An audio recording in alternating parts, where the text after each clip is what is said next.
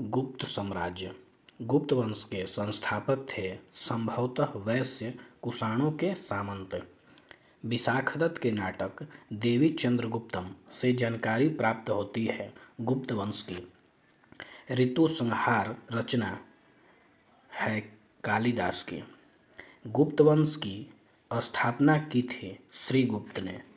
गुप्त काल में महाराजा उपाधि होती थी सामंतों की। वह गुप्त शासक जिसने मगध में एक मंदिर का निर्माण कराया तथा 24 ग्राम दान में दिए थे श्रीगुप्त ने। श्रीगुप्त का उत्तराधिकारी था घटोत्कच।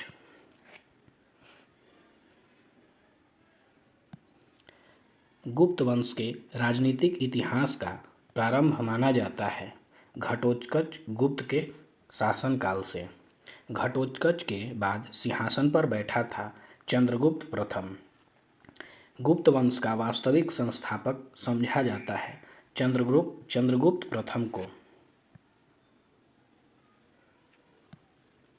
चंद्रगुप्त प्रथम का राज्याभिषेक हुआ था 319 ईस्वी में। गुप्त संवत का आरंभ माना जाता है 319 ईस्वी से। गुप्त संवत व शक संवत के बीच का अंतर है 241 वर्ष का। वह गुप्त शासक जिसने सर्वप्रथम महाराज धीराज की उपाधि धारण की थी चंद्रगुप्त प्रथम ने विवाह किया था लिच्छवी राजकुमारी कुमार देवी से विवाह करने के बाद चंद्रगुप्त प्रथम को राज्य प्राप्त हुआ था वैशाली। चंद्रगुप्त प्रथम ने स्वर्ण के सिक्कों पर नाम खुदवाए थे चंद्रगुप्त एवं कुमार देवी।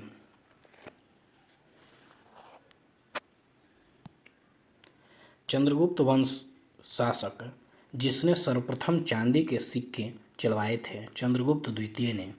चंद्रगुप्त प्रथम ने अपने उत्तराधिकारी घोषित किया था समुद्रगुप्त को। चंद्रगुप्त प्रथम ने शासन किया था लगभग 31 वर्ष तक। समुद्रगुप्त का राज्याभिषेक हुआ था 350 ईस्वी में। दक्षिणावर्त व आर्यावर्त के 12 शासकों को पराजित करने वाला गुप्त शासक था समुद्रगुप्त। विसेंट स्मिथ ने भारत का नेपोलियन कहा है समुद्रगुप्त को। वह स्तंभ लेख जिसमें समुद्रगुप्त की विजयों का वर्णन मिलता है हरिसेन के प्रयाग प्रशस्ति से।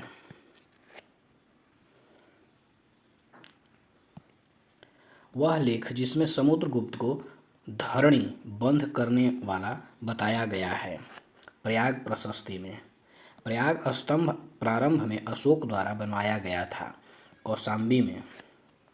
वह स्तंभ जिस पर अकबर बीरबल व जहांगीर का उल्लेख मिलता है प्रयाग प्रशस्ति। एरण्य स्तंभ लेख अवस्थित है मध्य प्रदेश में। वह अभिलेख जिसमें समुद्रगुप्त की पत्नी का नाम दत्तदेवी अंकित है एरण्य स्तंभ लेख में। अभिलेख जिसमें समुद्रगुप्त को अश्वमेघ यज्ञ करने वाला बताया गया है प्रभावती गुप्त के पूजन अभिलेख में। प्रभावती गुप्त के पूना अभिलेख में। प्रयाग प्रशस्ति में विदेशी राज्यों का उल्लेख मिलता है कुषाण शक सिंहल व जावा। श्रीलंका का राजा मेघवर्ण गुप्त शासक का समकालीन था समुद्रगुप्त का। वह गुप्त राजा जिसको कविराज कहा जाता था समुद्रगुप्त को। वह गुप्त राजा जिसको सिक्कों पर वीणा वादक करते हुए दिखाया गया है समुद्रगुप्त को। समुद्रगुप्त ने दक्षिणापथ के लिए नीति अपनाई थी 3 नीतियां ग्रहण मोक्ष और अनुग्रह। आर्यावर्त के द्वितीय युद्ध में समुद्रगुप्त ने कुल राजाओं की विजय की 9। समुद्रगुप्त ने आट्विक राज्यों के साथ नीति अपनाई थी परिचारिकीकृत की नीति। समुद्रगुप्त द्वारा कन्योपायन नीति अपनाई गई थी विदेशियों के साथ। अश्वमेध पराक्रम की उपाधि धारण की थी समुद्रगुप्त ने।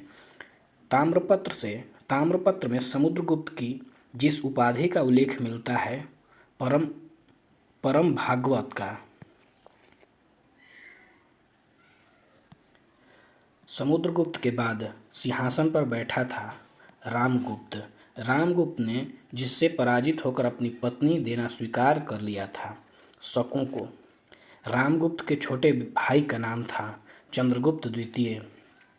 चंद्रगुप्त द्वितीय का उल्लेख जिस लौह स्तंभ लेख से मिलता है, महरौली लौह स्तंभ में, उदयगिरी गुहा अभिलेख में जिस शासक की विजयों का उल्लेख मिलता है, वह शासक है चंद्रगुप्त द्वितीय। चंद्रगुप्त द्वितीय के शासनकाल में कालक्रम की दृष्टि से पहला प्रमाणिक गुप्त लेख है मथुरा का स्तंभ लेख है। चंद्रगुप्त द्वितीय सिंहासन पर बैठा था 375 ईस्वी में।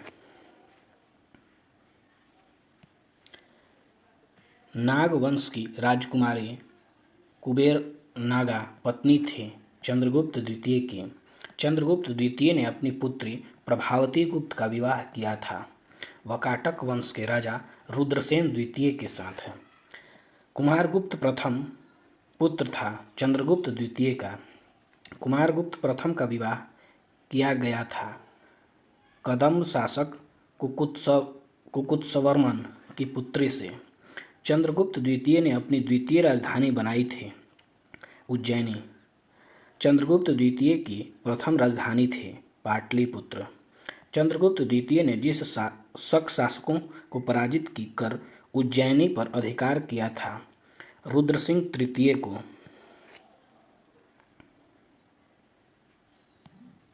विक्रमादित्य की उपाधि धारण करने वाला गुप्त शासक था चंद्रगुप्त द्वितीय।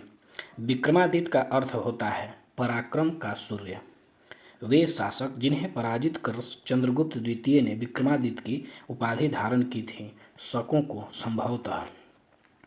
भारतीय अनुश्रुतियों में चंद्रगुप्त विक्रमादित्य को कहा गया है शकारी, शकों का विजेता। चंद्रगुप्त द्वितीय ने शकों पर विजय के उपलक्ष्य में सिक्के चलाए थे, व्याघ्र शैली की चांदी के सिक्के।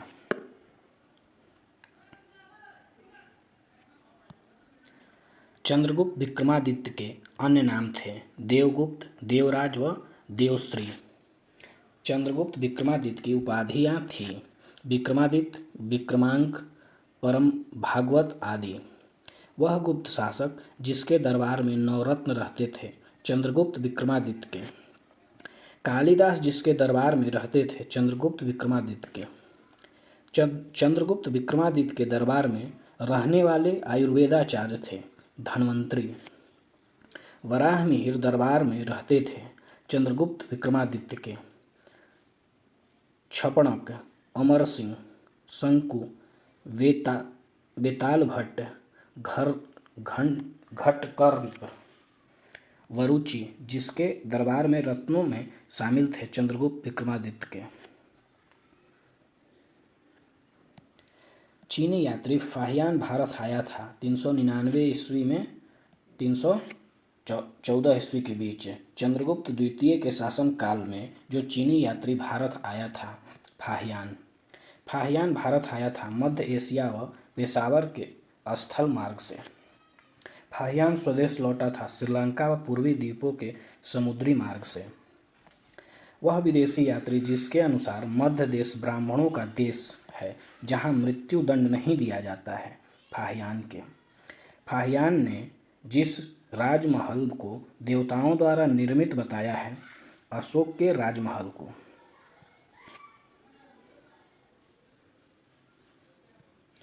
वह चीनी यात्री जिसने भारत को यिन तू कहा है फाहियान ने चंद्रगुप्त द्वितीय का सचिव था वीरसेन। चंद्रगुप्त द्वितीय का सेनापति अमरकाद्रव अनुयायी था बौद्ध धर्म का। चंद्रगुप्त द्वितीय का उत्तराधिकारी था कुमारगुप्त प्रथम। कुमारगुप्त के शासनकाल की जानकारी मिलती है बिलसड़, मंदसौर, करमदंडा आदि अभिलेखों से। वह गुप्त शासक जिसके समय के सर्वाधिक अभिलेख प्राप्त हुए हैं कुमारगुप्त प्रथम के। मंदसौर अभिलेख जो प्रशस्ति के रूप में है रूप में है उसकी रचना की थी वत्स भट्टी ने। कुमारगुप्त ने गरुड़ के स्थान पर सिक्कों की आकृति उत्कीर्ण कराई थी मयूर की। वह स्रोत जिसमें ज्ञात होता है कि कुमारगुप्त ने अश्वमेध यज्ञ किया था सिक्कों से महेंद्र महेंद्रादित्य की उपाधि धारण की थी। कुमारगुप्त ने नालंदा विश्वविद्यालय की स्थापना कराई थी कुमारगुप्त प्रथम ने।